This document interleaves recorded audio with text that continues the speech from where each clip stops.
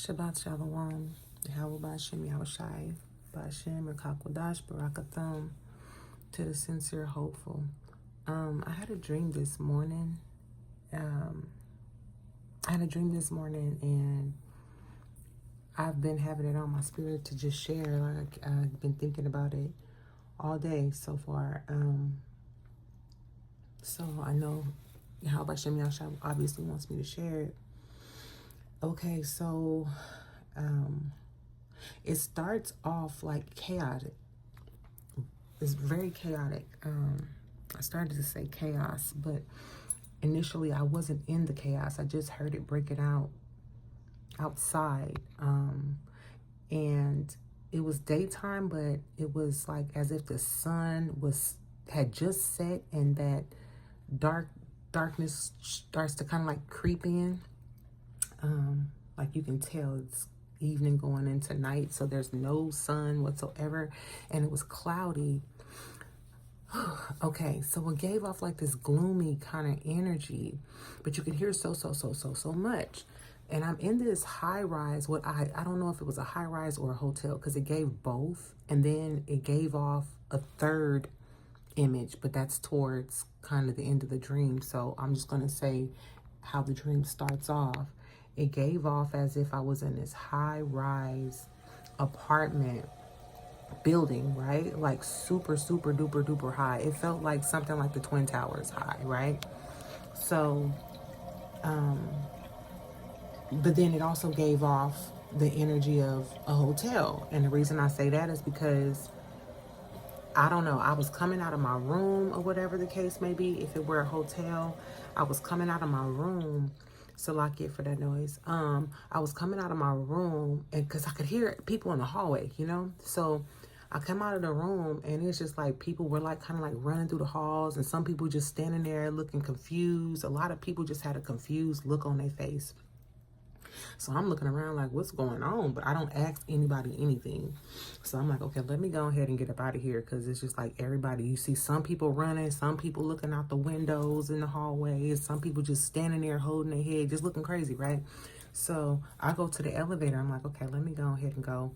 And when I get to the elevator, I almost missed the elevator, but it was at least 20. Now, I don't know why it seemed like it was still a lot of space, but it was like at least 20 Moabites, Ammonites, Moabites. Everybody was getting on the elevator, and I was the last one. So as I'm coming around the corner, I see all the people going in there. So I kind of speed up and run. And it was two Eves on the elevator, but one of them kind of like held the door for me as I came in, and it was plenty of room still on it. Because at first I wasn't gonna go. I was like, man, there's too many people. It may be too heavy for me to go on. So anyway, long story short, Eve kind of like held the door for me, and I come in. I tell her thank you. But I walked to the back of the elevator, because it was like as many people that was on the elevator, it was equal people on each side, and it was just like the middle was open. So I walked straight to the back. And the strange thing is, on this elevator, at the back of the elevator where I was standing was a huge big window, so you could see everything that was going on outside. And I could just see everybody. Was just so many people in the streets, just heck of people in the streets. And there's all these little tiny fires here and there, right? And some people doing the same thing like they were doing in the inside. They were running and just chaotic outside, right?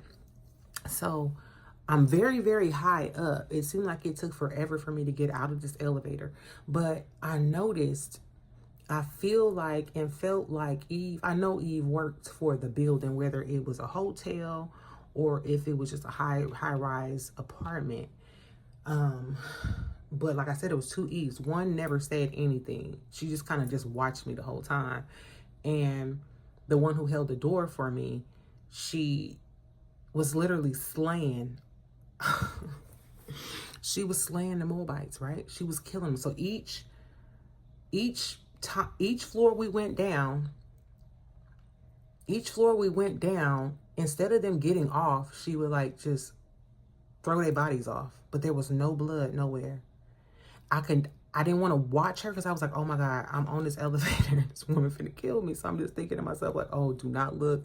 How about you, protect me? Like, oh my gosh, like what's going on, right? So Eve is slaying them.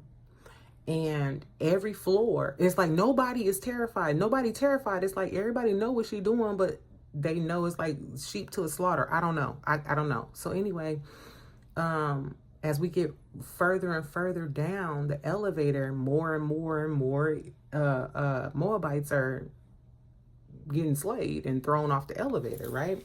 So we get down. Oh, the phone rings. Okay, so the elevator phone rings. Salakia, the elevator phone rings. But instead of her going into that box where each floor you push your floor, the phone was like, she had like a little podium that her and the other Eve stood at. Salakia. So she went and answered the phone from there, and she was like, she answered the phone, but she answered it professionally, saying the name of the hotel, the name of the apartment complex, whatever it was. She was politely speaking to whoever it was, as if she was a concierge as well. So I don't know, right? So I don't look at her. I'm looking down the whole time, and I'm just praying. And so she gets off. She's like, "Oh yeah, okay, all right, yeah, you got it, no worries," and hung up the phone. So we get, so the doors open again, and I don't even look up. I just know what she doing, because you can hear like a sword slinging and flinging and slashing, and then she throwing them out, but you don't see no blood nowhere. So it comes to the time for me to get off, and I'm like, okay, this is my stop. And she and I make eye contact, and when she looked at me, she had a smile on her face, a pleasant, peaceful smile, and she said, "Have a blessed day." And I said, "You too." And I smiled back at her, and I got off. So when I got off, I'm in a high school. I knew it was high school because of the size of the children that were there. But I got off the elevator, and I'm like in a high school hallway with, all you see is lockers on each side, high school students, backpacks.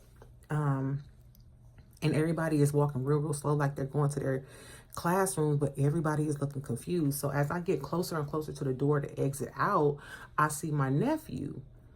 His name is Steven, and he has this look of confusion over his face. And I go up to him. I'm like, "Hey, Steven, what's going on? You good?" He just looked at me, and I remember giving him a hug, and he just had this confused look on his face, like, "What's going on?" And I just hugged him, and then I kept it moving, and I just walked. I walked out of the building.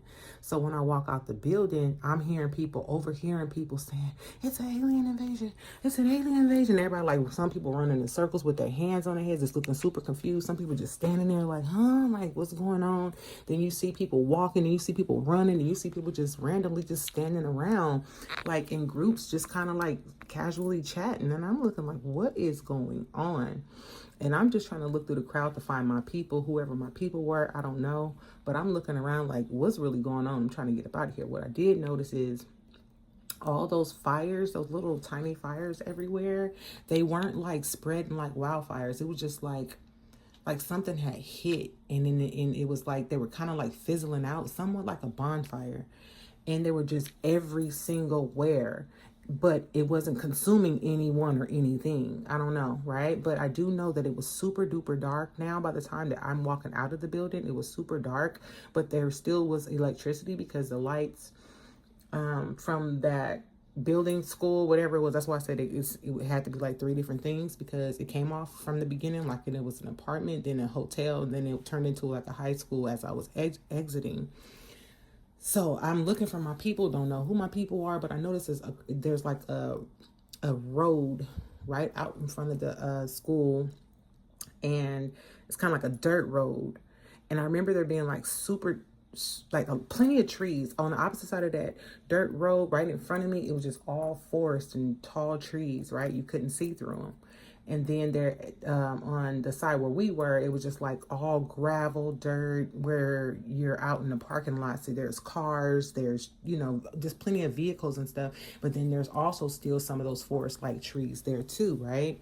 So I'm walking towards the road, and I'm just hearing certain people running past. It's an alien invasion. I'm looking up, and the clouds are so dark. It was like the clouds itself was like a dark charcoal black, but then you can also still see like some of the sky, and then there will be like some gray clouds between it. which is, I don't know how to explain that, but that's the best way I can explain it. So once I look up, I'm just praying. I'm like, you know, Yahweh Shem Yahshua, like, get me up out of here. Like, what is going on? But then also a part of me kind of knew what was going on. I was just looking for my people. So long story short, I cross and I see a group of people further down the road, and I'm walking towards those people.